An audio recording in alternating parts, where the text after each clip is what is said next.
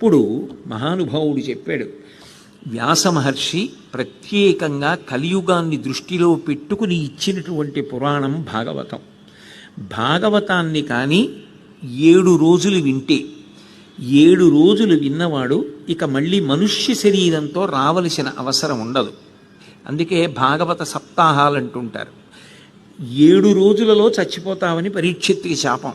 7 రోజులలో చనిపోతావన్న మాటకు అర్థం ఏమిటంటే, ఈ లోకంలో ఎవరు కానివ్వండి, స్త్రీ పురుష పండిత పామర కుల మత వర్ణ వర్గ ధనిక పేద విచక్షణ లేకుండా ఎంతటి వారైనా చచ్చిపోవడానికి 7 రోజులే ఉంటాయి, బతకడానికి 7 రోజులే ఉంటాయి.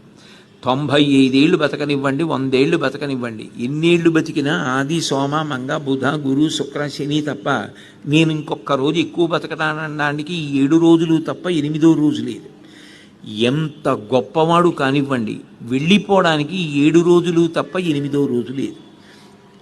బతికినా చచ్చినా ఆ 7 రోజులే. 7 రోజులు భాగవతం వినండి అన్న మాటకు అర్థం ఏమిటంటే, బ్రతికున్నంతకాలం భాగవతాన్ని విడిచిపెట్టకుండా చదవండి, వినండి. అందుకే భాగవతం అయిపోయిందనరు, భాగవతం పూర్ణత్వాన్ని పొందిందంటారు.